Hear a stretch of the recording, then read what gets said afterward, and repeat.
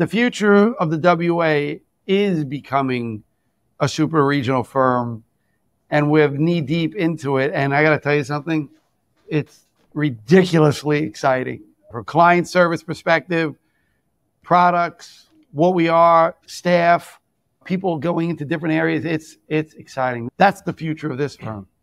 Yeah. Up to this point, it's really been just organic growth, and we've been really proud of our organic growth. But now, phase 2 of the WA is organic growth coupled with M&A. We're on the cusp.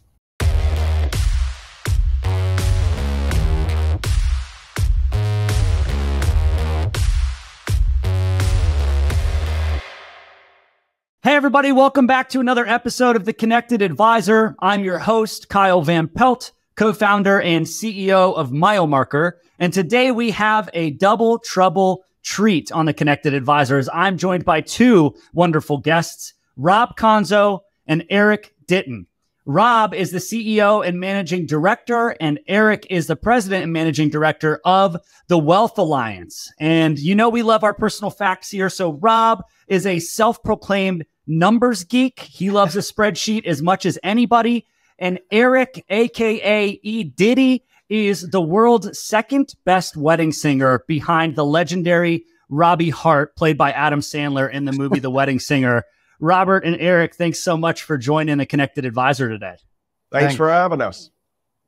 Absolutely. All right, guys, I'm going to let you determine how you want to do this because I start every one of these shows off the exact same way. And this is going to be no different. So I've had hundreds of conversations with folks like yourselves, and I've found that everybody has a unique path to this industry, to this space. Some people may be traditional. Maybe they followed in family footsteps. Some people, maybe they came in through the side door and they never thought in a million years they would work as a financial advisor, that they'd be in an RIA, any of that type of stuff. But what I've found is whether you have a traditional path or an untraditional path, everybody had what we call a money moment. And that's a moment in your life where something happened and the light bulb went off and it triggered for you. And you said, this is what I want to do. This is what I want to do for my career. Here's how I want to help people. So whichever one of you wants to take the mic first, tell us what your money moment was that got you in here. Rob had the money moment before I did. So, okay. So he starts. So interestingly, my path didn't start. The numbers geek came from in college. It was undergrad or associates in electrical engineering, then accounting. I became a CPA, and I did the accounting gig for a long time. So I didn't look at myself as a financial planner, a wealth advisor, and it kind of evolved. I got into this business in the late 1999, started with zero. And the money moment was because in the beginning of any time someone gets into this business, you know, it's nerve-wracking. You're not sure if you could do it. You question it. But the money moment was I was doing it for a while, and it started to click.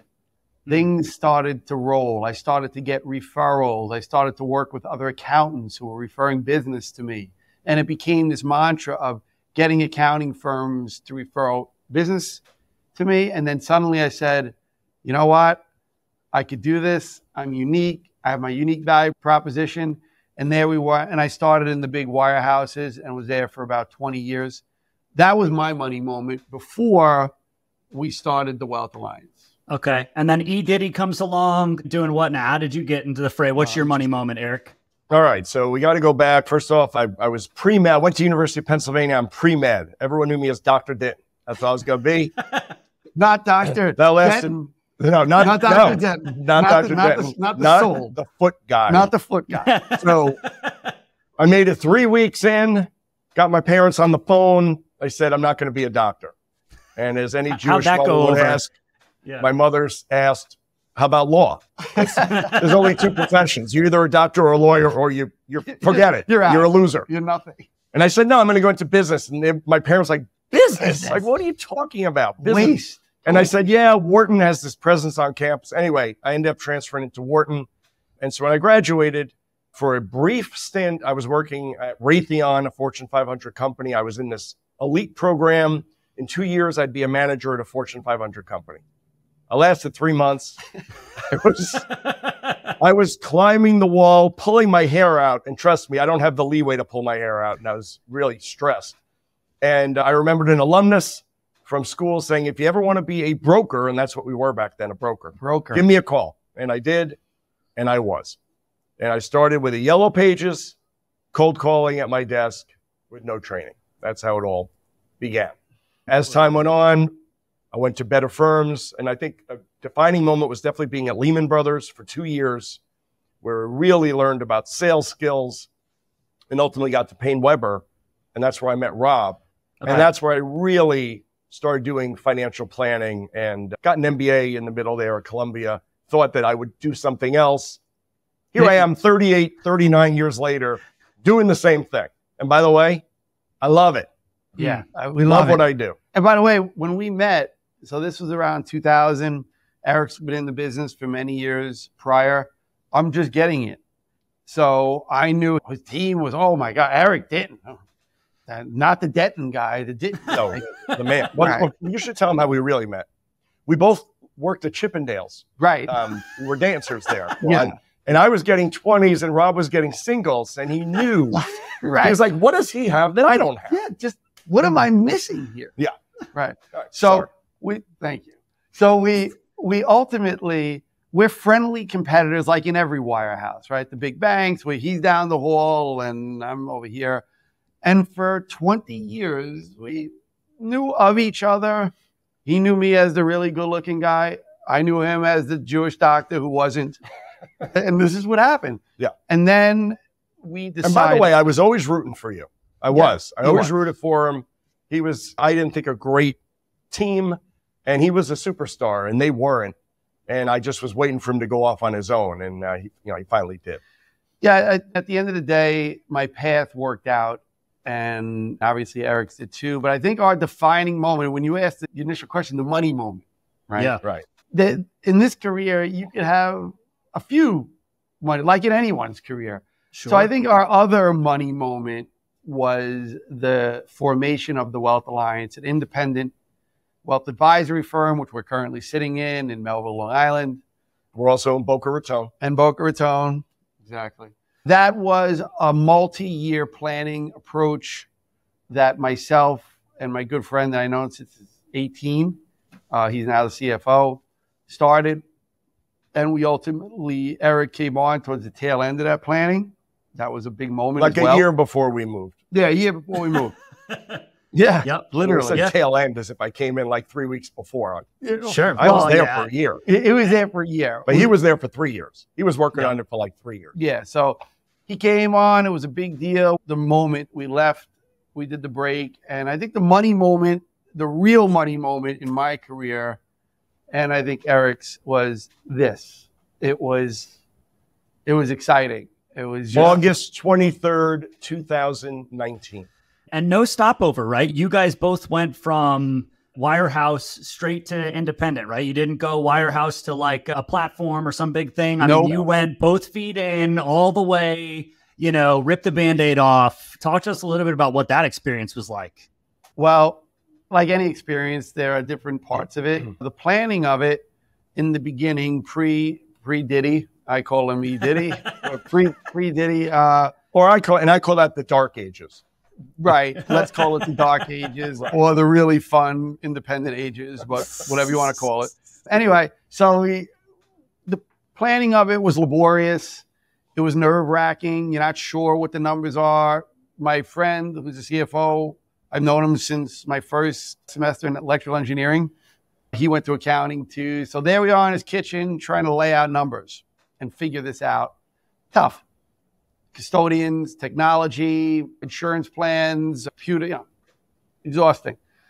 But once that kind of got solidified, and then Eric stepped in and we started fine-tuning all the framework that we had put together, then it started to roll. The break, like any break, nerve-wracking, scary. Yeah, and first off, I want to give this guy some credit. So the numbers geek put together these spreadsheets, and he had to convince me to join because I was really talking with a lot of different firms. Right. And he laid it out, and he said, this is what you could earn. And I'm thinking, yeah, right. He was spot on.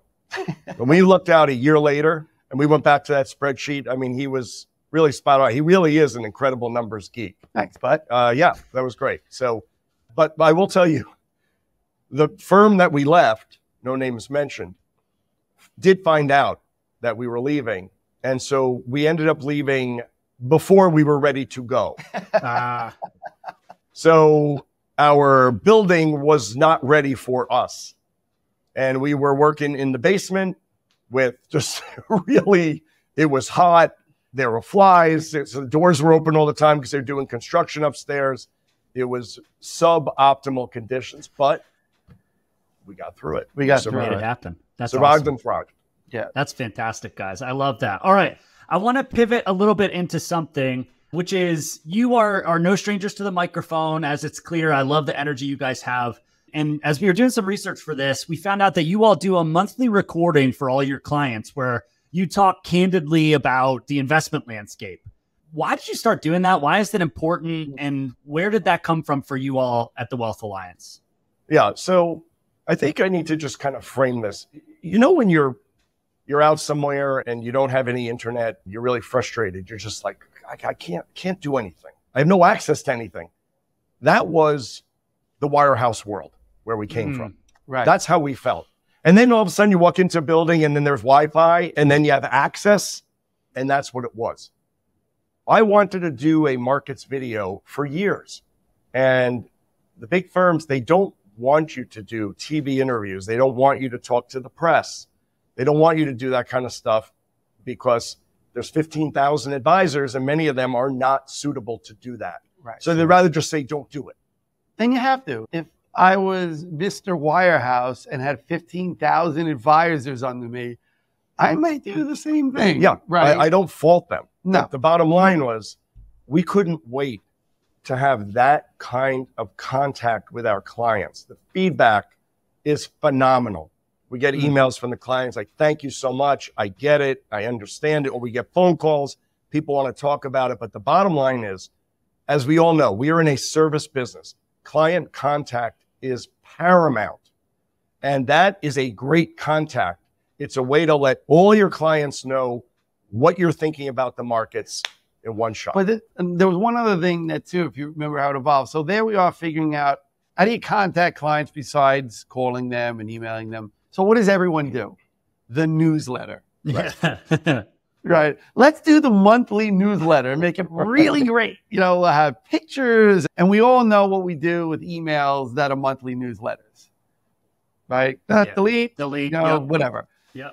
But we also know what people do when there's video. They're 100 times more likely of opening it. So we said, isn't there a way to do a monthly newsletter via video? It wasn't a markets discussion. It was more of a monthly newsletter to talk about things and what's going on in markets, obviously, and the firm, and to reach out to our clients. That, although sounds great, it's hard to get that done. You need a facility to do it in. You need the right technology. You need to be comfortable on camera. And it evolved. And once we started doing it, the response was just tremendous. Really great. So that's how that all evolved. And it was fun. And we love doing it. Yeah. That's awesome. Yeah. So I got to ask you about this because I think one of the hot topics in the industry and on this podcast and everything is about organic growth, right? So when the Fed starts raising rates, money's not free anymore. Maybe it's not so easy to go borrow money and buy a firm at some inflated valuation to make the AUM go up. We got to go back to the old days where it's like, hey, we got to go get clients by marketing, by putting our story out there, by doing this. I have a couple questions about that, but how much do you think that this kind of straight talk market commentary contributes to any organic growth that you guys are getting? Totally fine if you say none at all, but I do think it's unique. And so I'm curious to hear your thoughts on that. Well, let's talk about organic growth for a second. As we all know, it comes in many different forms: referrals from clients, referral sources, social media, whatever. And I think all of them taken as a whole and looked at holistically matter. I don't think one should be, that's the one. Our social media presence via the videos, via interviews, Bloomberg, Reuters, and the list goes on and on, things like this, which we're really happy to be here, all get bundled up to a presence. And it helps. Another thing that I do a lot, and Eric does it as well, and I think we got really good at it, was getting referral sources, accountants and attorneys, to partner with them and refer us business and do all sorts of ways of working together. That was a multi-year endeavor, really, that brings in a lot of business. And we love to teach that to other advisors. When we left the wirehouse world, in the back of our minds, we were a little nervous. We said, how much new business comes in because of that marquee name of that big firm? And incredibly, I told you I'm doing this, it'll be 39 years in December. These last 5 years have been the biggest asset raising years I've had in my entire career. Organic growth, which is unbelievable. Okay, so I'm going to ask you about that in a second. So I'm going to do a twofold here, but you can't go anywhere without somebody telling advisors, like, you got to build your centers of influence. You got to get referrals from attorneys and accountants and all of that. But every attorney or accountant I know has 400 financial advisors knocking on their door saying, hey, do you want to share some business? Like, let's do a referral relationship, right? All of it. So yeah, it's obviously the playbook you should follow, but how do you actually have success with it? I know you said it took years and all of that type of stuff, but I think every financial advisor I know is trying to establish that. And every attorney or accountant has, no shortage of people knocking on their door doing business. So how do you actually be successful with that as an organic growth channel? Like any initiative, before McDonald's, there were 1 million hamburger makers, and somehow they grew a multi-billion-dollar business making hamburgers. So there is different ways to go about earning the trust of, let's just talk about accountants. Now, we have a little bit of a help. I was a former accountant. That helps. I speak their language. But I think the difference is most people in our business go to other professionals and they're selling. They're selling investments. They're selling all sorts of things. They're looking for the quick hit, the sale. Or the quid pro quo. I'll refer to you, you refer to me. Yeah, whichever accountant knows, they can refer a ton more to us than we could ever refer to them. So what is the difference? The difference is you have to be able, ready and willing to do a ton of work and act in the accountant's and prospect's best interest for, at times, no revenue, nothing. You'll get opportunities where they'll say, well, you want to do estate planning. We don't charge for financial planning. We only get charged asset-based fees. So why would someone do that? I once had a branch manager when I started in the wirehouse. I told him my great idea of doing this. And the person said, I don't know if you heard, but you got to sell something to be in this business. he's like, this isn't a very good business plan. So it sounds cliche, but you got to be a major giver, but you have to be able to do that giving, to talk about all the things that business owners need help with, and then spend months and months and months doing it, all for the fact of that person goes back to the CPA and goes, great job. It's different. It's hard to do. And if you do it right, it works real well. Yeah, it's one of our core tenets. You have to give to get. Right. Love that. Follow-up question on that. And then Eric, I want to comment on what you said before I dove into this referral side of things. But is it cast a wide net, try and do that for, 100 CPAs, 100 attorneys? Or is it, hey, can I find 5 or 10 that I go really, really, really deep with? So how do you take that approach? Well, it depends on the size and scale of your firm. We're close to a $2 billion RIA. We have a decent sized staff. We've gotten some accolades. So we have scale. And given that, we could cast a wide net and do a lot of work. But if you're a solo practitioner, you may have to focus on 1, 2, or 3 firms and figure that out. And so I think you start very simply with 1 or 2, get the methodology down.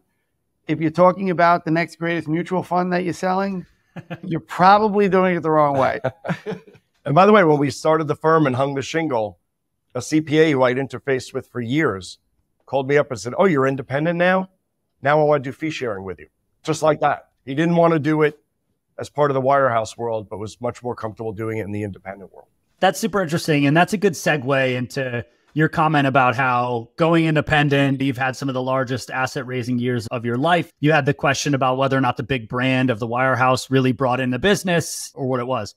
What do you think the difference is? Because I mean, listen, those big brands are still bringing in truckloads of assets. Could be the sheer volume of people out there prospecting for business and all of that type of stuff. But, you know, what do you think it is that helped you have so much success as an independent kind of brand new brand? People going, hey, what's this Wealth Alliance thing? Is my money going to be safe? Is it going to be okay? Tell me about what you think is Obviously, different. the ties. Yeah, the ties. Certainly the ties help. For sure. For sure. That's step one. Yeah, for sure. After that, though. Yeah, you didn't wear those at the big place, right? I almost never wear a tie. Rob wears a tie every day. I think he wears it on weekends. And, I was born with a tie. He wears it in the pool. In utero. Yeah. It's scary. But, you guys both look great, by the way. Just for you, Kyle. That's it. Yeah, Kyle. Just know I'm wearing it for you. This is big. Thank you. Thank you. Yeah, believe me. So there are different game changers. You know, Rob is more focused on the CPA thing. I live in 2 country clubs. I'm in a country club in New York. I'm in a country club in Florida. So I am around a lot of money. I do not solicit friends, ever. However, we are spending a significant amount of money working with a PR firm. And as Rob alluded to, one of the beauties of being independent, something we could never do at the wirehouse, we are in print and live interviews with the press weekly, literally. Wall Street Journal, CNBC, Bloomberg, Reuters, Barron's. And if someone Googles us, they'll just see it, or if you go on our LinkedIn page. So what we did was we would have it on LinkedIn, and we have a Facebook page with the Wealth Alliance. And once in a while, there's a really good TV interview, thought it was really pertinent, share it on my personal Facebook, which, by the way, they changed the rules on that. And you can't do that. You can't do that anymore. But for a long time we did, and you could. And people would literally, I'd be walking down the street, people were like, that's Eric Diton, he's famous. now they're joking, but yet those same people would knock on my door and just say, I want you to manage my portfolio. I heard your interview, and I know you know what you're doing. I never had that in my career. So I think levering that social media and the PR firm, that was a big, big help. So you had mentioned, Kyle, the wirehouse is just the sheer number of people that they have. Yeah, there's a lot going on. And the nice part about the independent space is over the past 15 years, it's gone, exponentially up. Yeah, unbelievable. Yeah. So the resources, all the things surrounding us have now become so big. We're rivaling wirehouses, and in some cases we have other things that we couldn't do there. The point is, when you really get into these things, social media and everything that we're talking about, it's great, very time consuming though. You have to do this stuff after hours. You can't cut into your day job. So if you're willing to do that, and thankfully we are. That was not rehearsed. That was not rehearsed. It will work. It's a numbers game and a timing game. So social media actually works, because I think there's some people out there who would say, oh, this is just advisors posting and other advisors telling each other all doing a great job, all of that type of stuff. But you're actually getting clients. Now, Kyle, let's just be clear. Right. Just putting stuff up there. There's an article on Social Security. There's an article on Medicare. There's an article on diversification. I don't think that really works. No. I think it's people seeing you in a position of influence, your persona being elevated, where they could just see an interview and say, wow, I didn't realize this guy's very smart. He really knows what he's doing. This podcast is brought to you by Turncast. We make game-changing content for fintech and financial services companies. Learn more at turncast.com. All right, so you've talked about the interviews and stuff a couple times. I wanted to actually bring that up. I had that in my notes. So you all have done countless live TV, video interviews with outlets like Reuters, NASDAQ, Bloomberg, etc. Kudos to you two. Kudos to your PR firm who helps you with that. But I'm curious, you see people who go on these, you see all that type of stuff, and you kind of gave us a little bit of this on being able to share it on social or things like that. Is that mostly helpful for brand exposure for the Wealth Alliance and for you two as maybe personalities of that brand? Or is that actually driving real lead flow for you all to have opportunities and conversations and things like that? I don't see that. And again, we have different experiences when it comes to lead generation via social media and podcasts and things like this. But for me, it's just a further check the box. When someone gets referred to you or is thinking about using you and they go on your website and they see all these things and all these accolades and interviews, it differentiates you. You said it perfectly, Kyle. There's a million advisors doing a million things, and your question really was, what differentiates you? That's one of them. Even a CPA firm, we meet and they go, well, I'll walk in and they'll go, yeah, I looked at your website. Wow, you guys are quoted a lot. And suddenly you just went from here to there. So that's how it helps me. Yeah, and I think we're getting a further confirmation from sources in the industry. We're on the Advisor Hub list, 50, 100 advisors to watch, and the Barron's list and the Forbes list. And that's just a further confirmation that industry titans recognize what we're doing. And that's checking that box. Absolutely. But unfortunately, my dad, when he was alive, my dad, engineer, why do you think my associate's degree was electrical engineering? He was very pragmatic, and he would say, you're spending all this money on this PR. What dollars came in as a result of that? You got to quantify the two. And if it doesn't, then you shouldn't do it. And I said, Dad, you can't quantify this came in because of that. It's brand building. It's brand building. Very hard to quantify. It drove him crazy. Yeah. And last question on that for you guys, and I can see it a little bit here, but you know, being able to do your own content videos, you have a lot of stuff. But when you go live on Bloomberg or something like that, I mean, it's a different skill because you've got a really tight time constraint, maybe a minute and a half, you know, whatever it is to communicate a complex topic in a simple way. How did you guys find success doing that? Because that really does take a certain level of skill, especially for this world where some of the topics and things, it might take a little bit of time to massage them and explain them and all of that type of stuff. So did you get some media training or whatever? Yeah. Practice. At the very beginning, we were both nervous. We had never done live TV interviews. I mean, we were nervous and we were very prepared. By the way, we still are always very prepared. Over-prepared. But as time has gone on, we've gotten a lot more comfortable and a lot better at it. And it's really forced us, as much as we've always followed the markets, we are digging way deeper than we ever did before. Oh, way deeper. Yeah. The other thing, Kyle, is, and I'm not trying to pat myself on the back here, but you've met people in your life that are good at taking a complex thing and breaking it down to its simplistic things to make a very easy understanding. I think Eric does a great job at that. He has a talent for doing that. Humbly, I think I do a good job of that. Not as good as me. Yes. Not as good as Eric sometimes. But it works. And when you could do that, and if you can't do that, you got to practice that too. Yeah. So there's a little bit that goes into it. A lot of practice and some innate ability and how you grew up and who your teachers were. And yeah.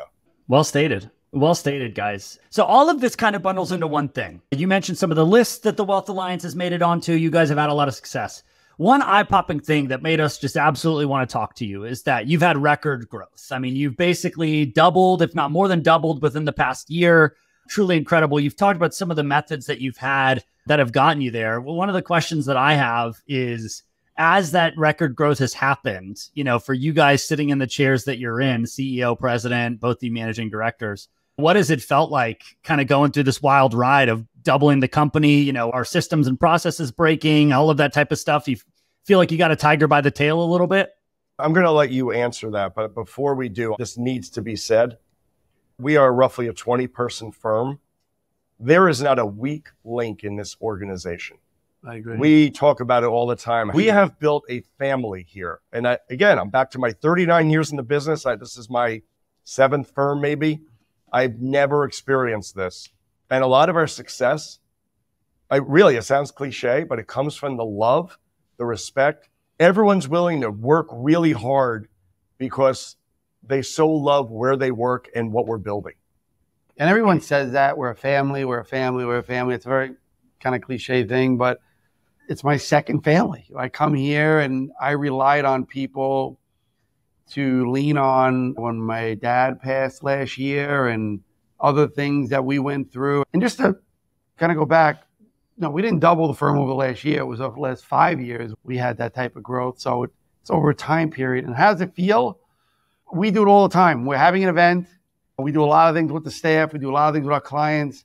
He always says to me, he'll look at me and goes, look what we built. And it's, you reflect on that for a moment and you're looking at all these people, spouses, 40 people standing around having fun, doing whatever. And you're like, wow, I never had that feeling before. And it's so rewarding. Yeah, right? It really is amazing. And really to just fine tune the answer to your question, we are growing very fast. And so we have an executive committee, Rob, myself, and a number of top executives. We meet on a very regular basis. And we also have meetings within different parts of the staff, and we are listening for feedback. What do you need? Where are you at? Do you have enough hours in the day? Are we understaffed? Are we overstaffed? What's the problems? Right. And so that executive committee, we're meeting on a very regular basis to discuss all those things. And honestly, that's how we've hired. I mean, our original core group when we first started the firm was 9. You know, we've doubled in size and in assets, and we've doubled in staff, as well. All right. So that's great. And I love hearing you talk about how you built the organization, how you built the team, but also you're starting to have other advisors join the firm, right? And you both said of the founding of your firm, when we started the Wealth Alliance, we envisioned creating a firm that allows financial advisors to take control of their business. I think much the way that you guys were able to do that from a marketing perspective, from practice management, from creating customized succession plans, things like that. I mean, how do you feel like that's going? Do you feel like that's started to really take off a little bit? And what's the plan for the future as it pertains to that? This industry is consolidating. Independence has gone like this, but now it's starting to consolidate and all these little RIAs are starting to come together. I believe the future of this industry is a super regional RIA firms controlling a region, being a big player in that region. Some are already. That'll just happen more and more and more. After 5 years, we now have the foundation, the ability, the know-how, the smarts, all the consultants around us to do that. So the future of the WA is becoming a super regional firm, and we're knee deep into it. And I got to tell you something, it's ridiculously exciting from a client service perspective, products, what we are, staff, people going into different areas. It's exciting. That's the future of this firm. Yeah. Up to this point, it's really been just organic growth, and we've been really proud of our organic growth. But now, phase 2 of the WA is organic growth coupled with M&A. We're on the cusp. I love it. I love it, guys. And I think too, by the way, I mean, going back to one of the things I said before, I think there's 2 massive things happening in the industry. Everybody talks about the need for kind of massive succession planning, right? There's tons of advisors who are reaching this kind of retirement age. They don't have a succession plan. But on the flip side, the thing I don't think a lot of people are talking about is there's a lot of advisors who did break away and go fully independent, 2 feet in, et cetera. And they woke up and said, well, this is way more than I ever thought I was going to deal with. I thought I was just going to be able to offer a different type of planning for my clients, but I don't want to deal with office leases and hiring these people and insurance benefits and buying the paper from Office Depot. And by the way, I got to advise my clients. So you got a lot of people with nice businesses who are saying, I don't want to go back to the wirehouse and I don't necessarily want to go to a big stodgy broker dealer, but I don't necessarily want to be fully out on my own independent anymore. There's got to be a better option. And I think that's also one of the things you guys are talking about here too, right? Yeah. And I think most advisors don't want that. We are running 2 businesses. We are running our practices and we are running the WA. And that is extraordinarily demanding. I think most advisors don't want that. But what we're really offering to them is the ability to come in, realistically get a higher payout, be in a think tank that they probably don't have right now, with people who've been in the industry for decades, have someone teach them how to get leads and referrals from CPAs and attorneys, someone who's just done it all the time. Give them opportunities to be in the press, show them how to do it, teach them how to do it, and actually position them. Get equity in the firm. Get equity in the firm. Get buyouts if they want to do that. Negotiate a succession plan with buyouts. Yes, this is what a lot of big super regional RIAs are doing right now. The competitive landscape is getting higher and higher, but still, it's not as many as one would believe. There's not as many out there as we think, and I still believe there's a tremendous opportunity to grow these. I think we're in the third inning of the consolidation of RIAs, and it's very exciting. Top of the third or bottom? I would say the middle. So we're switching sides. Yeah. Right. Okay. Well, that has a different connotation, but okay, let's just stick with them. Easy. Right. All right, guys, I got to move into one of my favorite segments of the show, which is where I'm going to ask you both to get out your crystal ball, peer into the future of where we're going. We've talked a little bit about a super regional RIA concept. We've talked about consolidation continuing to happen. Let's talk a little bit about technology. We haven't talked about technology. Milemarker is a technology firm, so humor me a little bit here. But where do you guys see things going with technology for firms like the WA and how it's going to help you achieve that vision and those goals and dreams? Well, I think for starters, AI is going to play a bigger and bigger role. Definitely. So AI already, you could do a Zoom meeting and AI can take notes for you. And so maybe you had someone that you were paying that used to be in that meeting. You don't need to do that anymore. We're already using it on just emails and marketing and getting ideas. That is going to grow 100-fold, and it's just going to become a bigger and bigger part. But I think also just within branches and all these advisors who work remotely, I think you're going to see the offerings that advisors get in that laptop. It's just going to get faster, better, bigger. I mean, that's just where technology is going. And also from an operations standpoint, the beauty about the independent industry is these platforms have gotten more and more and more and more sophisticated to a point where there's so many things you could do. It's just incredible from a parsing out of client books and a service perspective and how you look at portfolios and client situations and financial planning. That offering is continually going up. So I think the benefactor of this technology, when you talk about portfolio management, when you're talking about all sorts of operational issues, will benefit the RIA, the client, and everybody else surrounded with the firm. So again, I would think technology in the RIA industry, although it went like this, has a long way to go. And it's just going to get better and better and better and better. And I think we got good timing on this one. So I'm excited to see we're technology people that are very much into that. So like you, it's exciting. Yeah. And on the flip side, cybersecurity. Yes. It's just paramount. Unreal.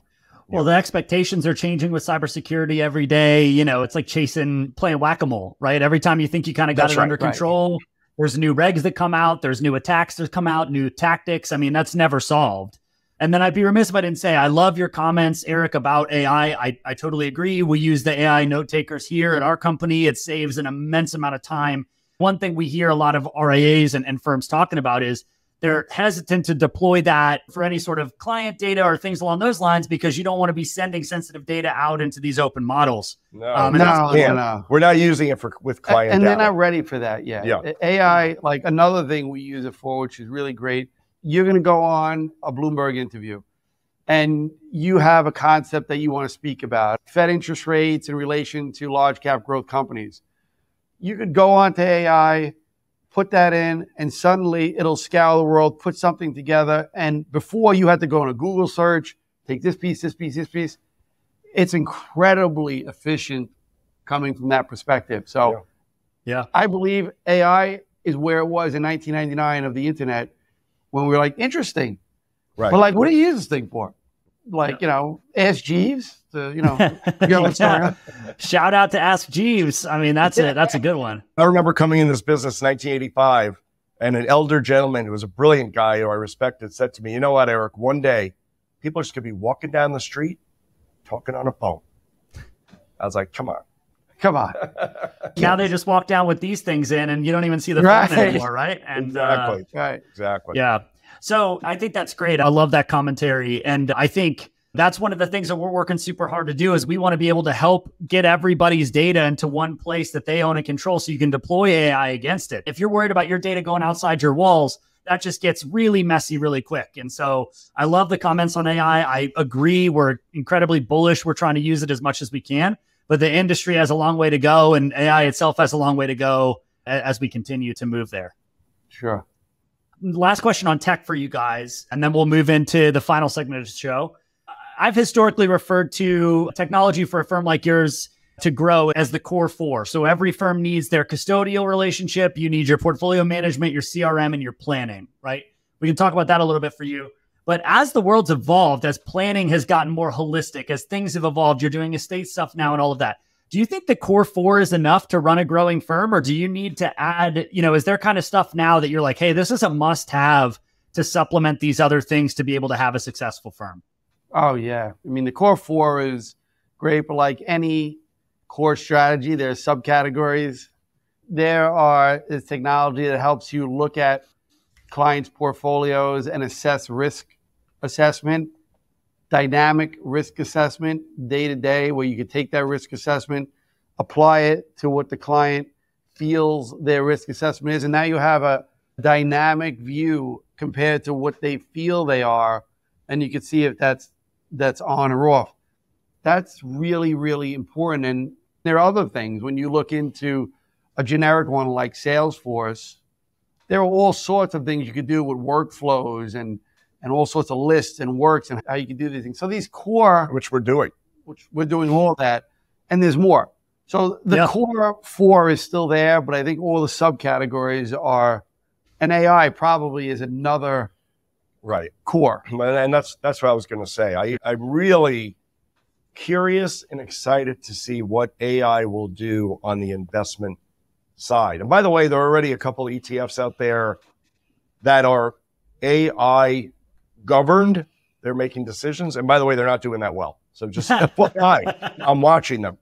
But I do think that we'll get to a point where AI intraday could be watching portfolios and letting you know when something may be violating a risk level, a volatility level, whatever it may be.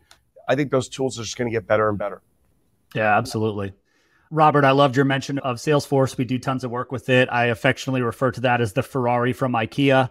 Tons of power, but you got to put it together yourself. So awesome, guys. All right, we're going to move into the final segment of the show. We call this the Milemarker Minute. It's a series of lightning round questions. We try to answer them quickly, make it happen fast, but it's also going to, maybe highlight a little bit more about you guys outside of the industry. You ready to roll?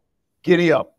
Giddy up. I love it. All right. You guys are from New York. It has a special place in my heart. I just have a question. How come bagels taste so much better in New York than everywhere else in the world? The water. Is it really the water? People say that. Yeah, is that? the water. Yes. Yeah. Drink the water. Drink the water from a faucet in Florida, and drink the water. It's totally different. Yep. Bagels are incredible. I want a New York bagel right now. I want one too. Give us your address. We'll FedEx it over. Yeah, we'll FedEx your bagel. All right, guys. For both of you, and Robert, you kind of alluded to this, but I'd love to ask this question. If you weren't wealth advisors, if you weren't wealth management folks, what career path do you think you would have went down instead? Teacher. Rock and roll musician. Oh, yeah. I love it. That leads right into my next question. What is the one thing you love to do outside of spending time with your family when you're not working that's kind of like something you love to invest your time in? Boating. Golf, pickle, tennis. Very well stated. Told you I live in 2 country clubs. and I got hanging out with my 15-year-old. I got one daughter, 15. I spend every minute with her, so that's part of it. I love it. If you guys could travel one place in the world you've never been to, where would it be? Australia. Greece. Fantastic. All right. Best book you've read in the last year? The Power Broker about Robert Moses. I've read so many great books, and I can never remember the name of a book that I read. Curious George? Yeah, well, Curious George is definitely. I probably have to go with The Cat in the Hat. I love it. The ending is so great. So great. Yeah. Great answer, guys. All right, you made it through the Milemarker Minute. Before I sign off, Eric, you had a little alluding to it. I didn't want to leave this conversation without talking about this a little bit. So your personal fact is that you are the second best wedding singer outside of Robbie Hart, a.k.a. Adam Sandler. No, you said that. I said I was the best wedding singer, Right. period. Right. I don't know why you felt the need to change it. Right. All right. But off air, we were chatting a little bit about something that I think is really cool, which is not only are you an accomplished musician, but you use that talent in a philanthropic way. So you will write songs yourself for folks. So I just want to kind of open that up a little bit and hear you chat a little bit about what that looks like. Well, thanks for bringing that up because literally our annual golf outing is Monday here in Long Island. But it's a group called Songs of Love. Quite simply, what we do is we write original, personalized songs for very, very sick children, mostly kids with cancer. And so we'll get like Sloan Kettering, the nurse will fill out the form, or the parent, their best friend's name, the dog's name, their hobbies, what they love to do. And we will write them a song. And these kids, the ones that make it, and thankfully many of them do, talk about later in life how that song got them through the worst part of their life. They listen, they go through chemo and they're listening to their song over and over again. That's one of the real joys of my life.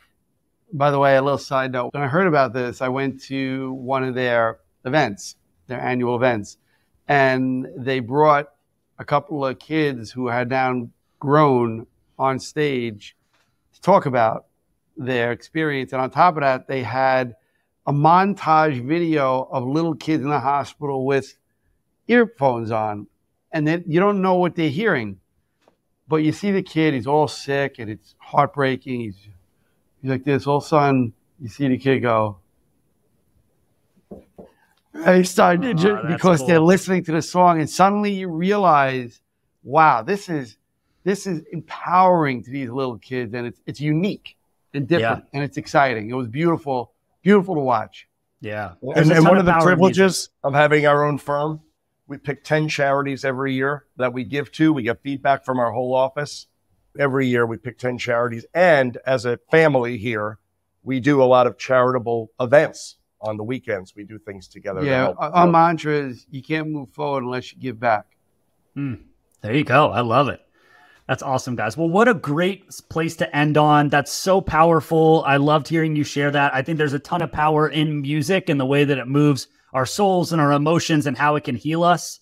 And I really appreciate all of the insights you dropped about growing the WA. So Robert and Eric, thank you so much for taking the time and gifting us your time to come on the Connected Advisor and share about your experiences and drop some knowledge for the audience. Thank you, Kyle. Our pleasure, Kyle.